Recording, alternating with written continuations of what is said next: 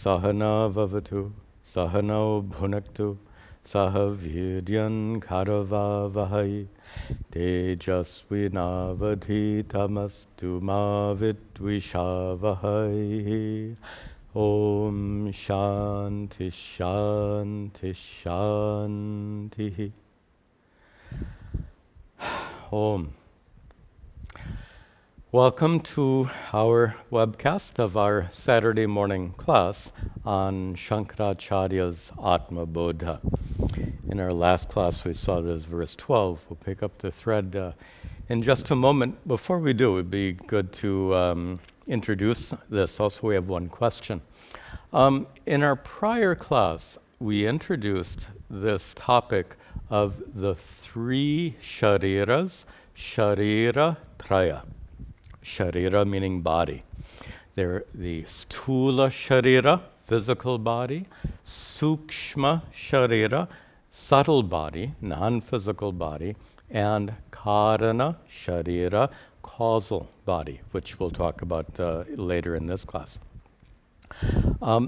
This topic may seem a little tangential at first because the name of our text is Atma Bodha, and technically Atma self.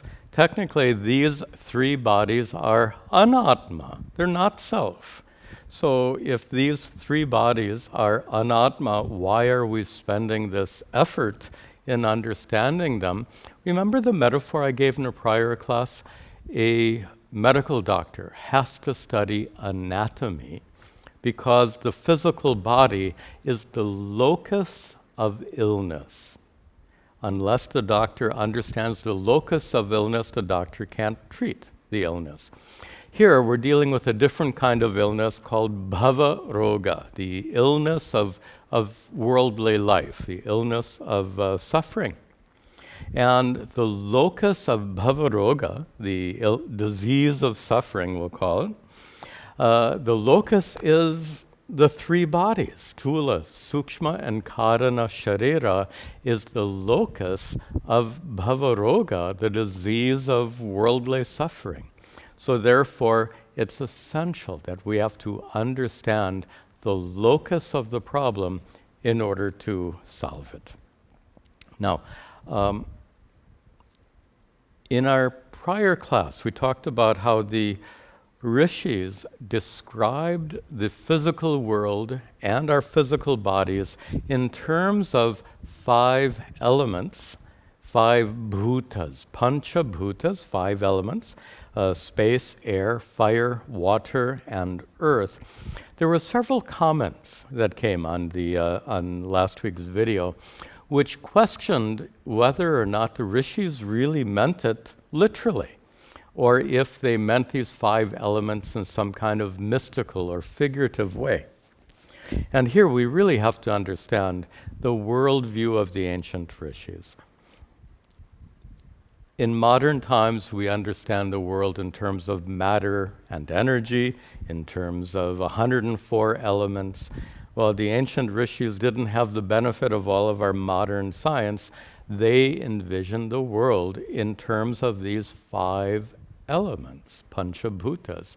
So when the rishis spoke of panchabhutas, they weren't being figurative or mystical or symbolic. That was their worldview at the time. Now, some people might get concerned here because they were wrong.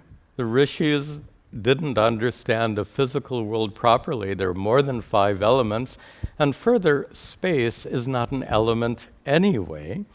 So were the rishis wrong in describing the world in terms of five elements? Here we need to understand the role of the rishis. The rishis are an authority in spiritual matters, but not in worldly matters. When the rishis teach about the nature of Atma, the true self, or the nature of Brahman, the reality because of which the world exists, their teachings are absolutely correct, reliable, authoritative. But when the rishis describe the world, they're leaving their area of expertise and talking about something outside of their area of expertise. A nice metaphor for this is if you go and see your doctor for a yearly checkup, your doctor is an authority in the field of medicine. So whatever medical advice your doctor gives you, you can trust that medical advice. Suppose after your appointment is over, your doctor says he found a really good investment, a particular company, and he recommends investing in this company. He recommends that you also invest in this company. Now, your doctor is an expert in medicine. Your doctor is not an expert in finances and investments. So to accept your doctor's advice with regard to investments maybe is not so wise. In the same way, just as your doctor's medical advice is reliable, your doctor's financial advice is off topic, as they say, we can make the same observation about the rishis. When the rishis are teaching spiritual matters, their teachings are absolutely reliable and authoritative. But when the rishis describe the world, they're describing the world in terms of their understanding at that time and place.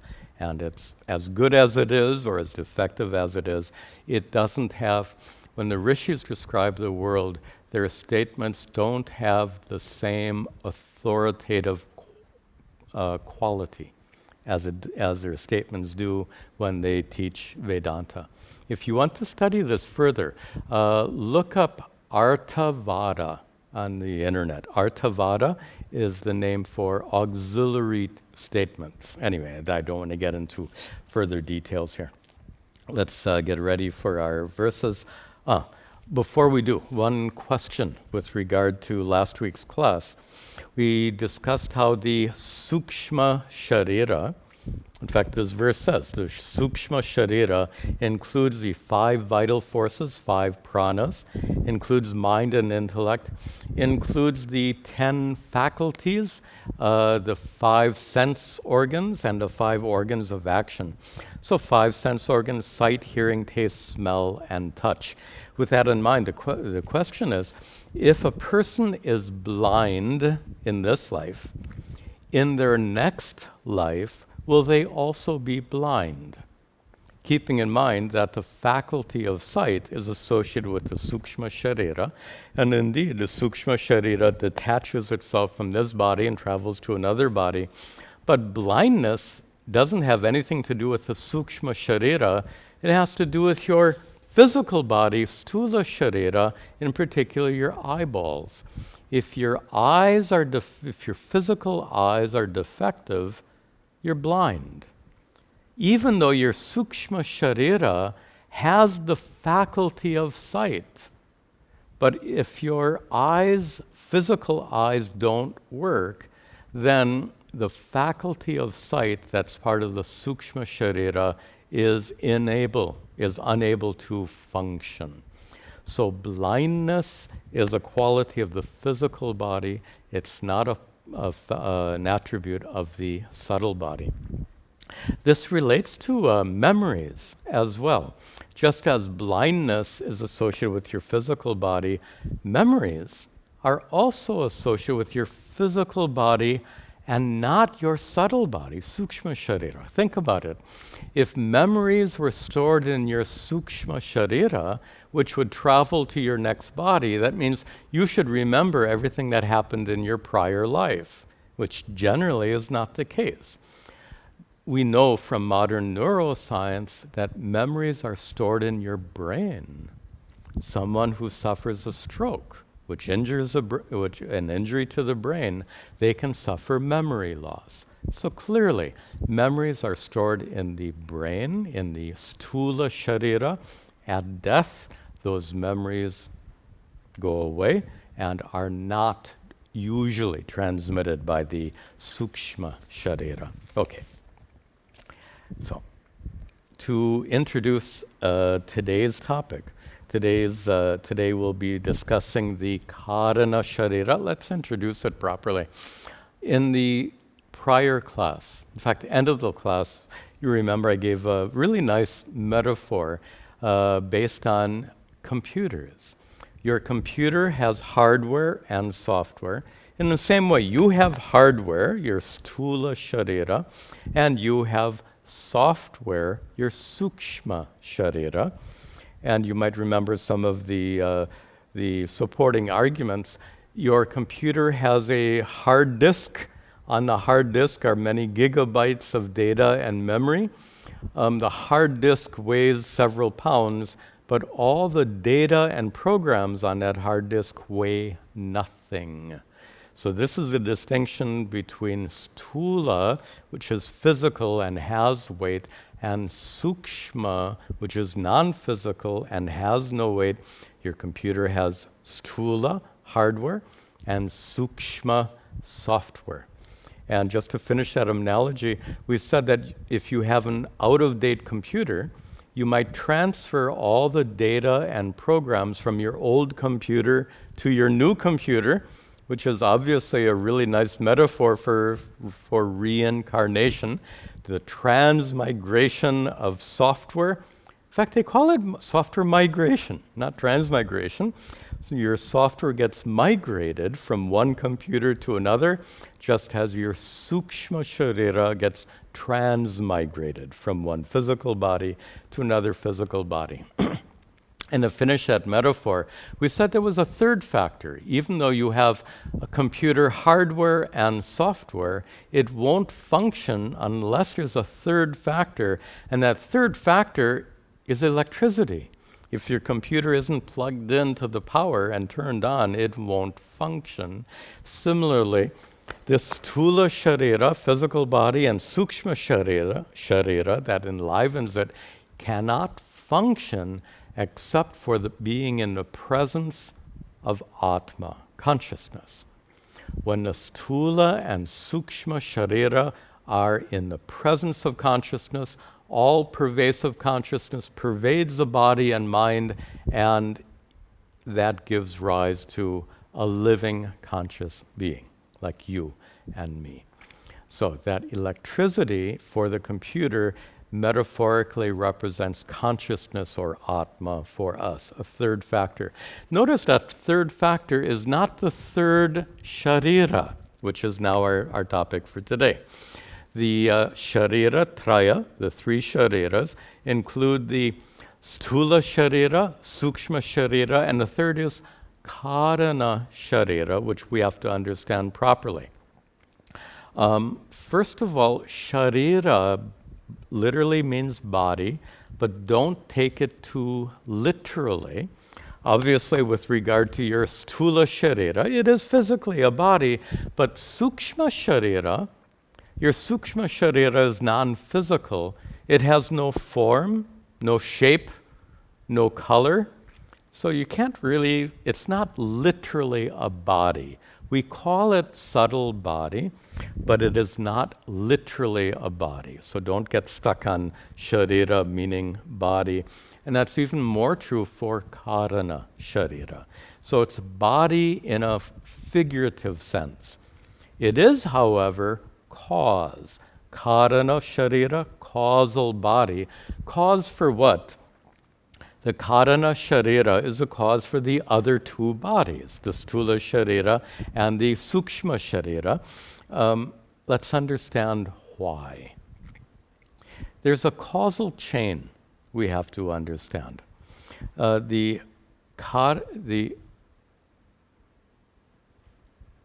were born. What is the cause for your birth? This is the beginning of the causal chain. You were born. Being born has a cause. What is that cause? You know the answer to this question, even though it may not be on the tip of your tongue. You're born because of your past karmas. Because of your accumulated past karmas, you get reincarnated. All those karmas have to be fructified, as they say. So therefore, the laws of karma drive your Sukshma Sharira onwards to take another physical body to exhaust those karmas. So you are born. The cause for your birth is karma. Now, what's the cause for karma? This is a causal chain. The cause for karma, why do you do what you do? Right now you're watching me. Why are you watching me? And the simple answer is you want to. There's a desire. Actions are driven by desire.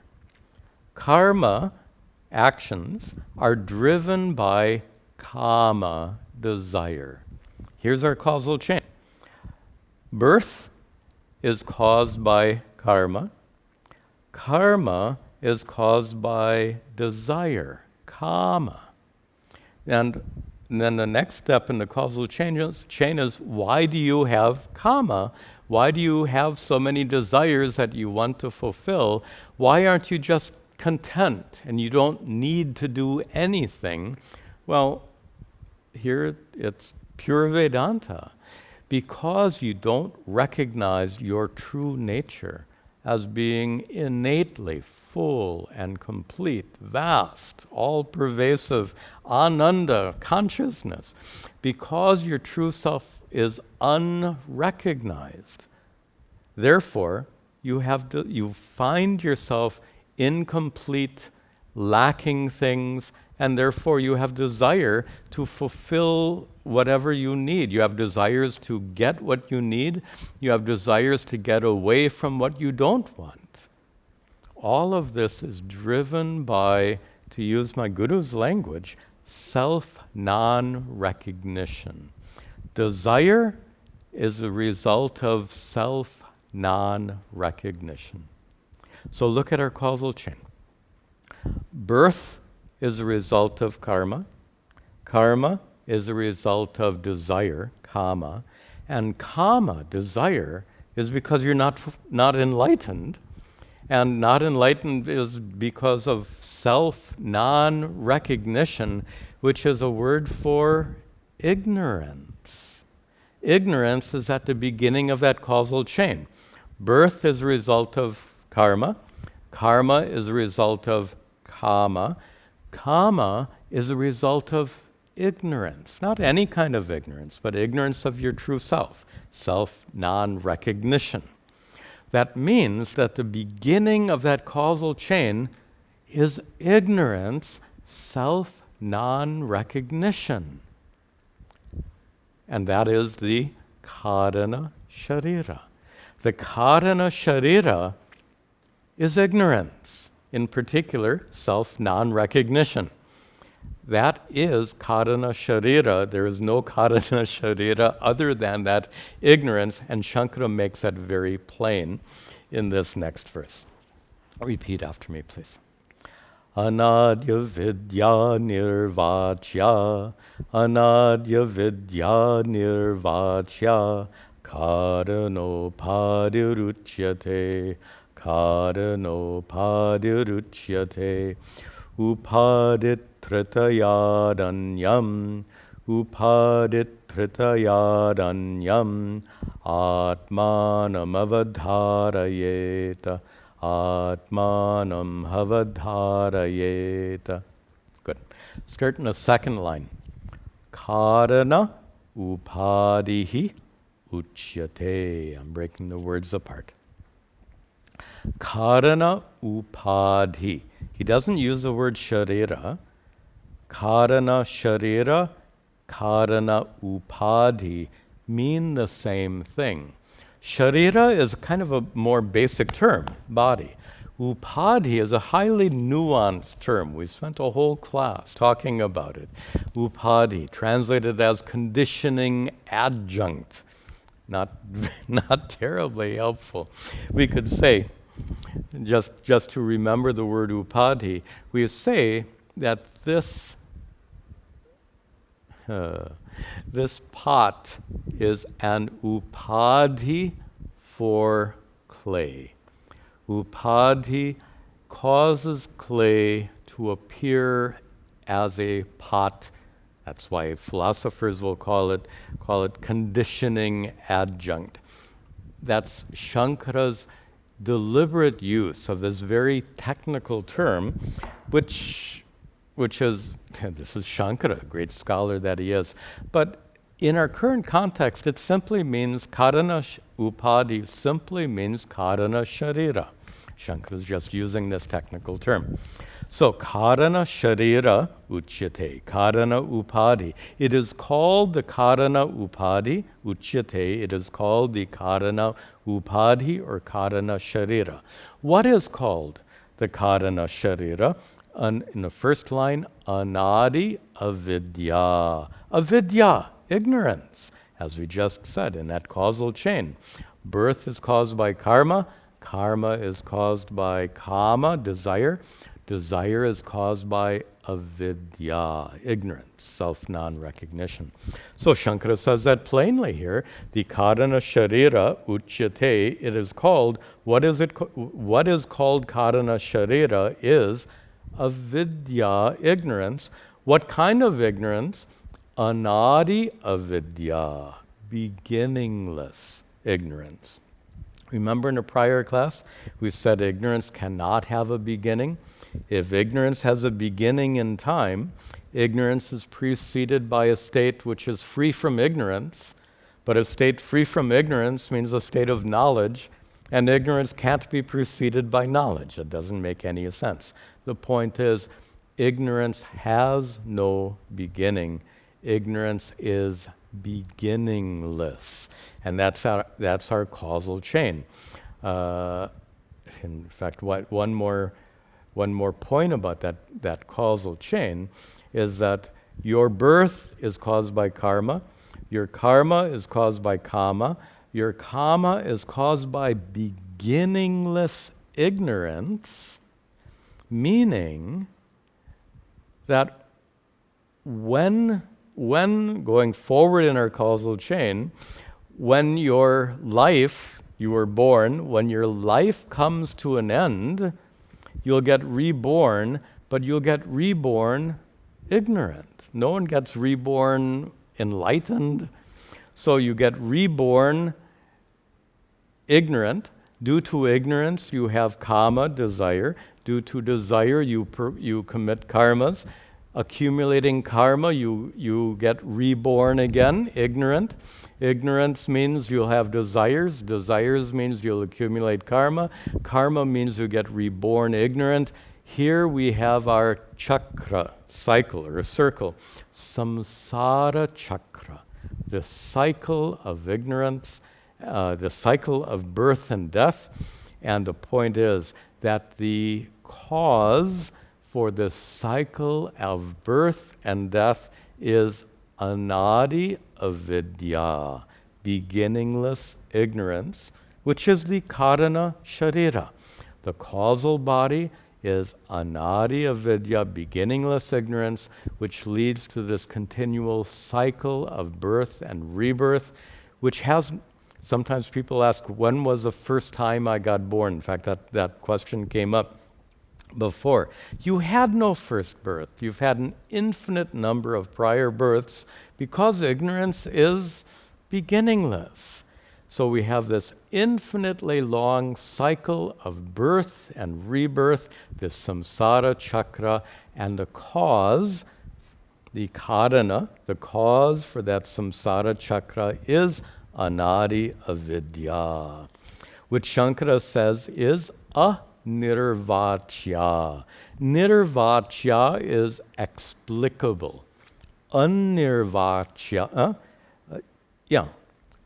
anirvachya, inexplicable. Now, when Shankara says ignorance is inexplicable, he's not saying it in some kind of mysterious sense, but he means inexplicable in a very specific way.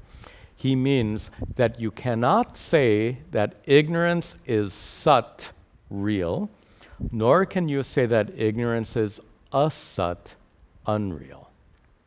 Now, sat, real, is a word we use for Brahman. And remember, we define sat as that which always exists. Now, ignorance, we said, is beginningless, but ignorance obviously can come to an end. That which can come to an end, that which can cease to exist, is clearly not sat, not real. Ignorance also is not asat, unreal.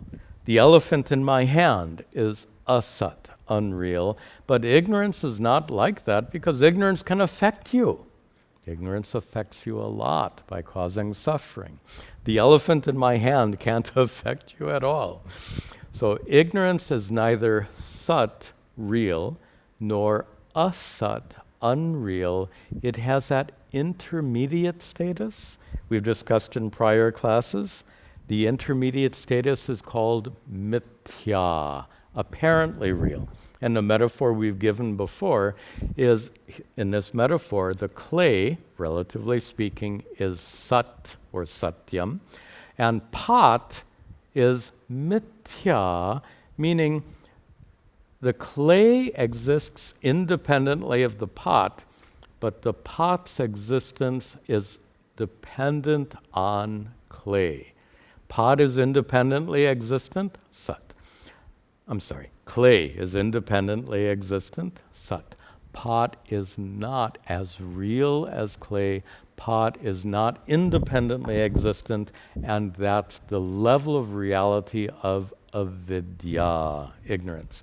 So when Shankara uses this fancy word, anirvachya, inexplicable, what he means is ignorance is neither sat, like Brahman, nor is it asat, like this elephant I'm holding.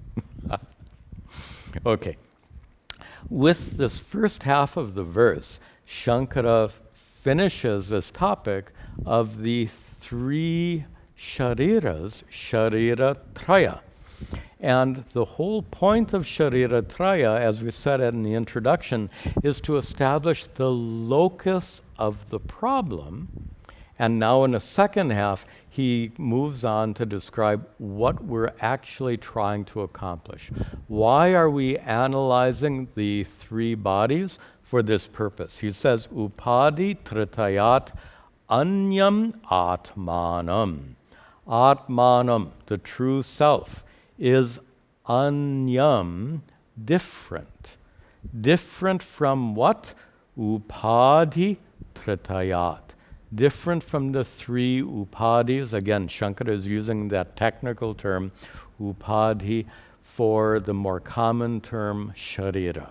So upadhi tritaya means sharira traya, the three bodies. Atmanam, your true self, Satchidananda Atma, consciousness, is anyam, other than upadhi tritiyat, other than the three bodies. Avadharayet, Shankara says, you have to discern the difference. You have to discern how your true self is different from your stula sharira, your sukshma sharira, and the karana sharira. This discernment is crucial. In Sanskrit, we use the word viveka. Viveka means discernment. This discernment is crucial because, and we're going to see this in the next verse, it is the absence of discernment that leads to suffering. The confusion between your true self, consciousness, and your body, mind, sense complex. We often say this expression in English, meaning your stula sharira, sukshma sharira, karana sharira. I'll sometimes use that word, body, mind, sense complex. I think it was my Paramaguru, Swami Chinmayananda, who started using that particular English expression. If we fail to discern the difference between our true nature as consciousness and the body, mind, sense complex, this is where suffering begins.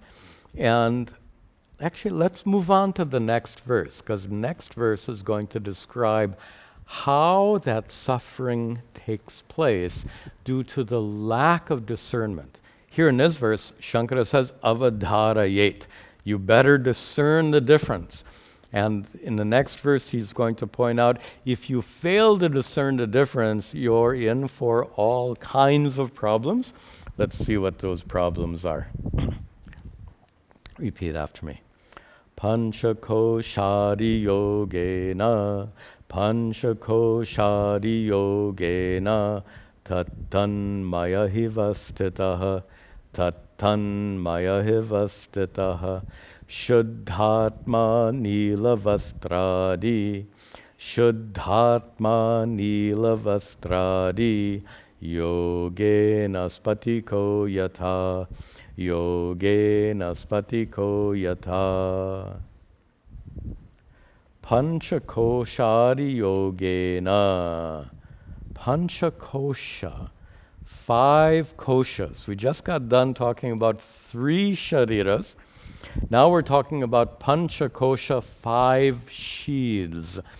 And what Shankara in the prior 3 verses described as 3 shariras, he's referring to the same topic, 3 shariras, with a different expression, panchakosha, 5 sheaths.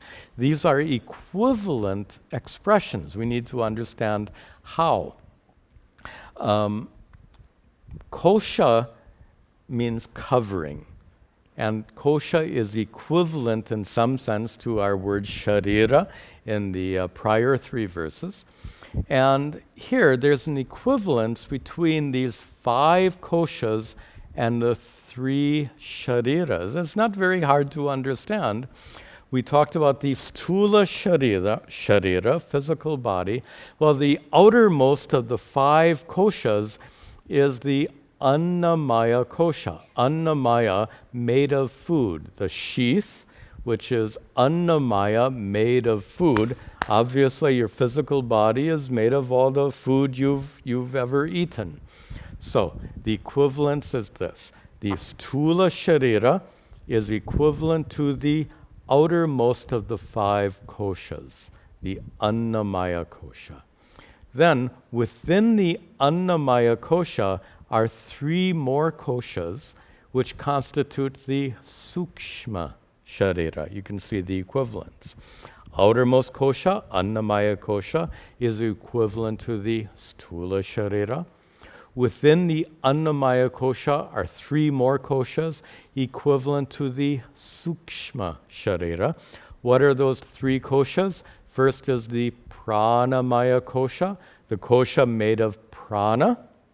Prana, pancha prana being part of the 5, part of the sukshma sharira. So within the Annamaya kosha is the pranamaya kosha, part of sukshma sharira. Within the pranamaya kosha is the manomaya kosha, the kosha made of mind. Mind would include sense organs and other faculties, being part of the sukshma sharira.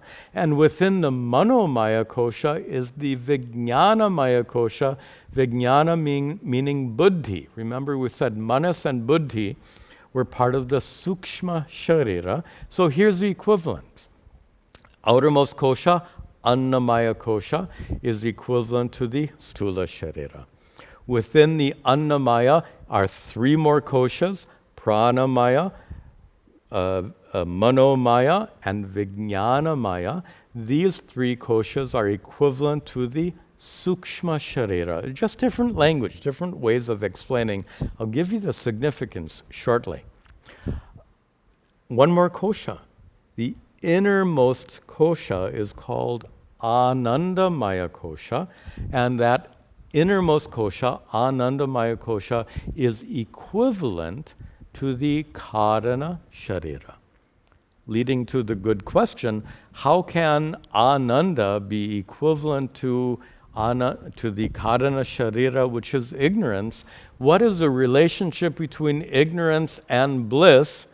You get it already. Ignorance is bliss. We use that expression in English quite a bit. Ignorance is bliss, but in a very real sense. In deep sleep, you are immersed in pure darkness, pure tamas, pure ignorance. Deep sleep is a state of being immersed in pure ignorance. And how do you experience that? It's blissful. We all love deep sleep. So you can see the equivalence between the karana sharira, which is ignorance, and the innermost kosha, which is the anandamaya kosha. So we have this equivalence between the three shariras in the prior three verses, and in this verse, the pancha kosha, the five koshas. Now, the significance of these five koshas is there are five. We've in the introduction, I described the locus of the problem. These five koshas sorry, I'm pausing. Locus, the plural of locus is loci. I think it's a Latin word, and I think the plural locus is one, loci is plural. So there are five loci, five locuses, if I can use that expression, five locuses for the problem of suffering, and that's what he says in the next line. He says, Tattan mayaha eva stitaha, and you can bring up the next word, Shuddhatma, Atma. The true self is stitaha. It is established in the presence of these three shariras. Atma, consciousness, is in the presence of these three shariras, or in the presence of the five koshas. And here's where the problem comes. He says, Tattan mayaha iva stitaha. Atma, in the presence, in the prior line, in the first line, pancha koshadi yogena. Yogena, due to the association of Atma with the five koshas, there are five loci for the problem of suffering. That's the proper understanding of Panchakosha. Five places where suffering takes place. And how does that suffering take place? He says, tat mayaha. I'm breaking the word apart. Tat mayaha eva. Atma eva, as though tat mayaha becomes identical to each of the five koshas. And to use simpler language, Atma becomes identified with each of the five koshas. Atma gets identified with the annamaya kosha, your physical body, with the pranamaya kosha, etc. And it's this identification, tattanmayaha, loosely speaking, identification. Superimposition. Superimposition is a topic of this section of the text. And this superimposition or identification is the root of suffering. First of all, let's understand what this identification is about. Take the first kosha, annamaya kosha. Atma is identified with the annamaya kosha, and in a very clear way. Your annamaya kosha is either male or female. Consciousness is neither male or female. But due to identification, you say, I am male or female. The true sense of I, the essential being that you are, the true I is consciousness, which is neither male nor female, but you say, I am male or female, meaning you take the attributes of your annamaya kosha, the outermost kosha, and you superimpose the maleness or femaleness of your body, you superimpose it on Atma. Now, in this case, doesn't necessarily cause suffering, but suppose your body is ill. Suppose you recognize that your body is decaying. We're all decaying. Our bodies are all... The word sharira, after all we said, means that which decays. We are all breaking down and decaying. Every day we're one day older. when you are identified with your physical body, which is constantly aging, constantly decaying, subject to more and more problems, and finally subject to illness and death, when you identify with your physical body, the problems of your body become the problems of Atma. Atma, of course, has no problems. Atma is Satchidananda, Atma is Satchidananda, full, complete, limitless, vast consciousness, utterly unaffected by anything and everything in the world. Here comes the problem of identification. Tat tat mana, tat tat mayaha. When you identify yourself at any of the 5 koshas, and we're going in our next class, we'll go through this in detail. We'll go through identification with each one of these 5 koshas. It is this identification which is at the root of suffering. In fact, we started we're 45 minutes into our class. Oh, we have time. We can do this in this class. Let me demonstrate how identification with each one of the 5 koshas is the cause for suffering. By the way, so I don't forget, this idea of kosha almost always is translated as a covering for Atma. But Atma is all-pervasive consciousness. How can you cover all-pervasive consciousness? All-pervasive consciousness can't be covered. It is an as-though covering. This is a big confusion. I've dealt with this particular confusion in a video I produced, and I highly recommend, if this topic is new for you, please go and find my video on Panchakosha and watch that video. It will make this topic so clear. I think it's really good at this point, connecting to our Atma Bodha class. Please take the time. Watch that video on Panchakosha. It will help a lot. What that video shows is exactly what we're going to discuss now. And that is, each kosha is not really, even though kosha literally means a covering, like the typical example is a sword in a sheath. That sheath in which the sword is inserted is called a kosha in Sanskrit.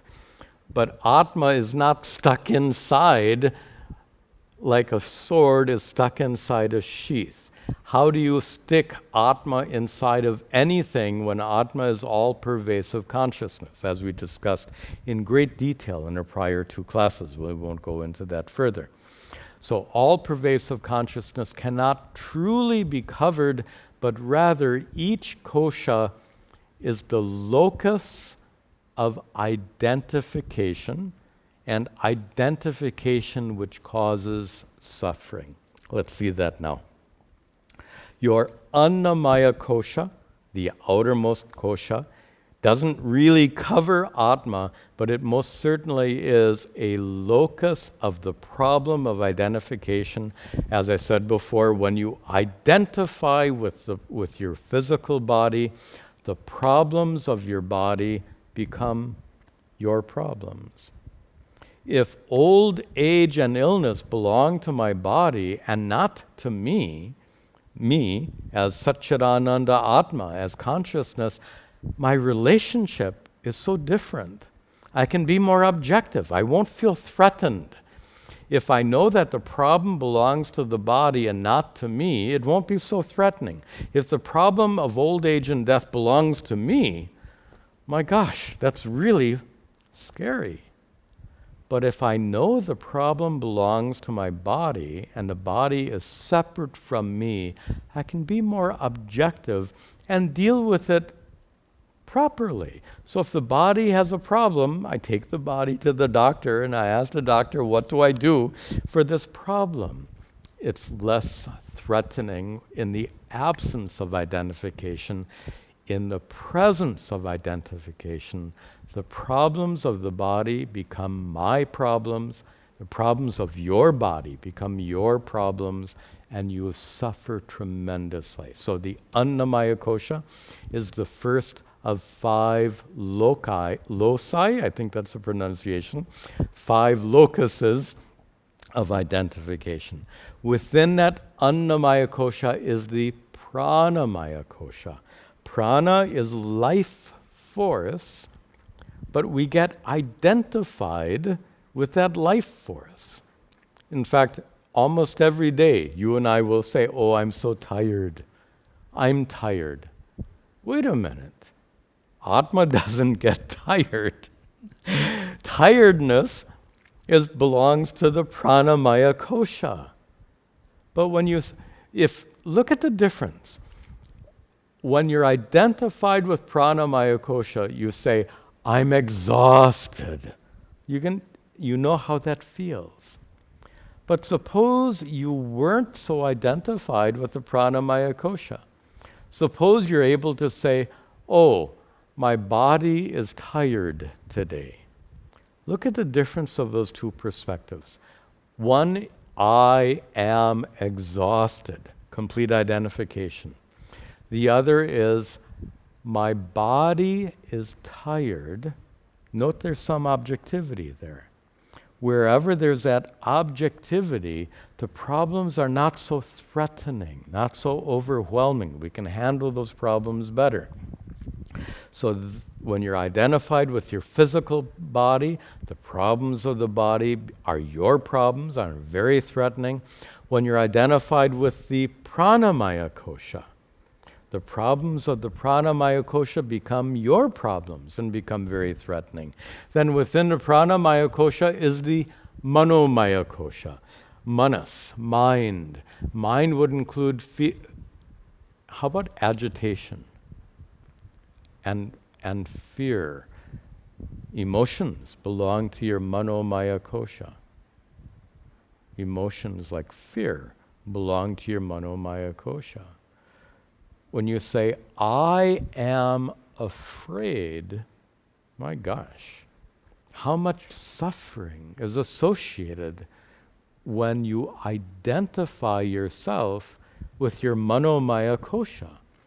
Fear is a fact, but fear is an emotional reality that belongs to your mind.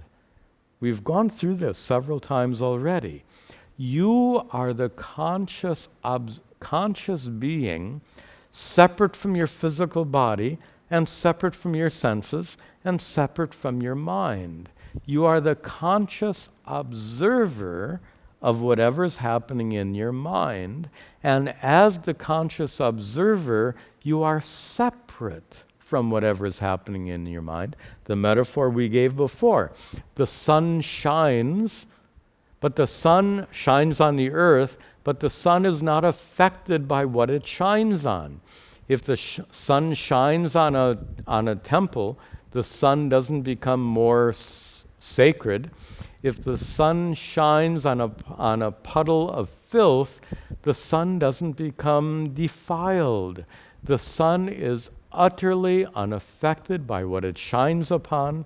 In the same way, your consciousness is utterly unaffected by the conditions of your mind that it illumines. So, when fear is present in your mind, that fear is illumined by the consciousness, which is your true nature. Excuse me. The consciousness, which is your true nature, is utterly unaffected by that fear. By the way, the second half of the verse, which we'll see in our next class, we'll see how your consciousness is unaffected. We'll see in the next class. But right now, the problem of identification. When you fail to discern the difference between your true self, Atma, and these 5 koshas, that's where suffering takes place. If you fail to discern the difference between Atma and Annamaya kosha, the problems of your body become your problems, very threatening.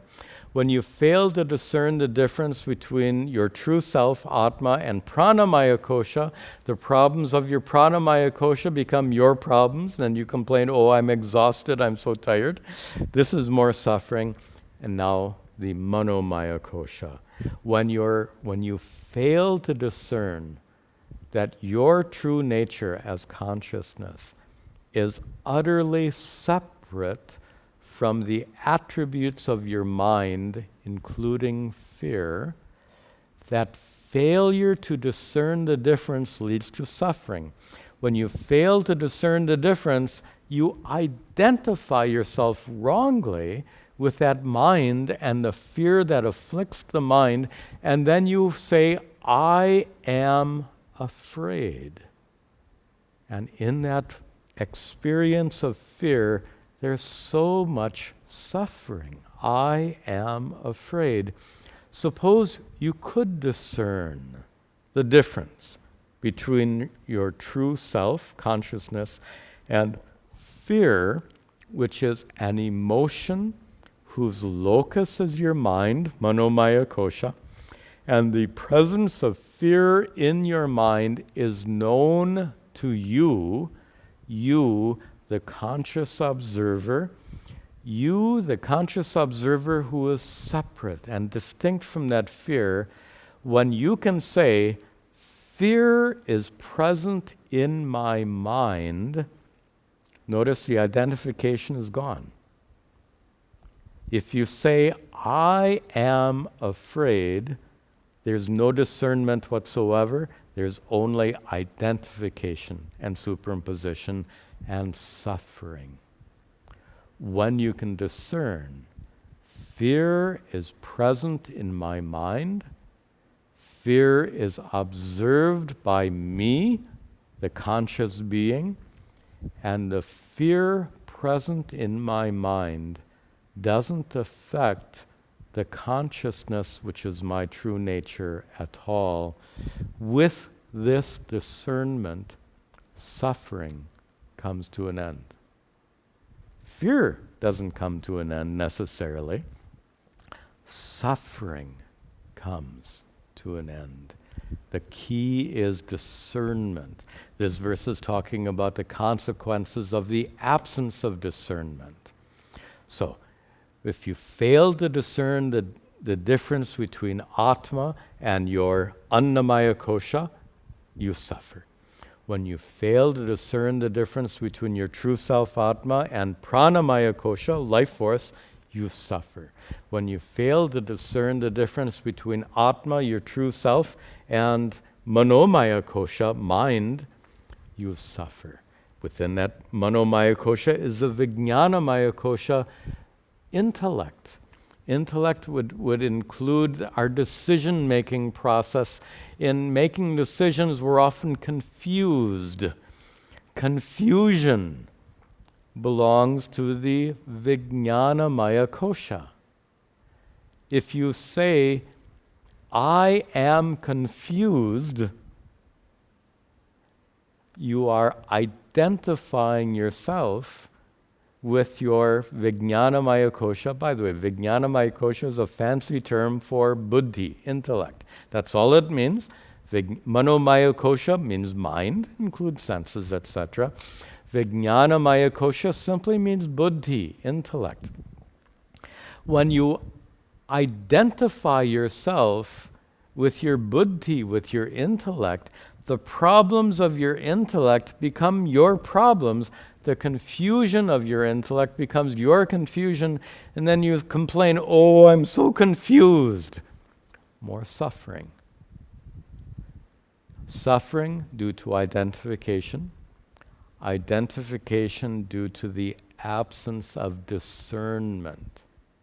Suppose you could discern. Suppose you could separate yourself from all five koshas. Suppose you understand clearly, confusion belongs to your intellect, Vijnanamaya kosha. That confusion is known to you, the awareful witness, the conscious observer. You are the consciousness, the conscious being who knows the presence of confusion in your mind.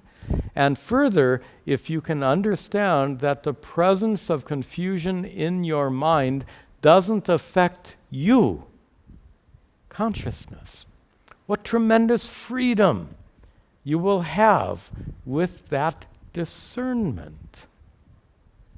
This is our topic of the 5 koshas, where there is the absence of discernment with regard to any of the 5 koshas, then there is the opportunity for suffering. Where there is discernment, there's the end of suffering. And there's one exception to that, for example. I suppose it's an exception with regard to the Anandamaya kosha. In deep sleep, you experience this ananda. You wake up and you said, I was blissful in deep sleep. Fortunately, there's no suffering. That is the one kind of identification which doesn't cause suffering. That's why we say in English, ignorance is bliss. When you identify with that Anandamaya kosha, which is, you remember, equivalent to the Kadana Sharira, ignorance, that particular identification doesn't cause suffering. But when you identify with the other 5 koshas, it absolutely causes suffering. So, to wrap up this topic, in the prior 3 verses, Shankara described the 3 shariras, the locus of the problem. In this verse, he goes into more detail and describes that the 3 shariras can be understood in terms of 5 koshas. Each of these 5 koshas is the locus of a mistake, the locus of identification that leads to suffering. When you, just in simple language, when you identify with your physical body, you suffer. When you identify with the prana, the pranamaya kosha, you suffer. When you identify with your mind and intellect, you suffer. But when these teachings of Vedanta help you to discern the difference between the conscious being, which is your essential nature, when you can discern the difference between you and your body, difference between you and your prana, difference between you and your mind and intellect, this discernment is the key to becoming free from suffering. In the absence of discernment, there is identification. Due to identification, there's suffering. In the presence of discernment, there's wisdom. And with that wisdom comes the absence, freedom from suffering. That's why this whole text, Atma Bodha, discernment of your true nature as Atma, as pure consciousness. This discernment leads to Bodha, wisdom, and that wisdom leads to freedom from suffering. There's much more in the second half of this verse, which we'll see in the next class. Om Sarve Bhavantu Sukhinah Sarve Santu Niramayaha Sarve Bhadrani Pashyantu Ma Kaschid Dukkha Bhag Bhaveta Asato Ma Sadgamaya Tamaso Ma Jyotirgamaya Mrityor Ma Amritangamaya Om Shanti Shanti Shanti Om Tat Sat.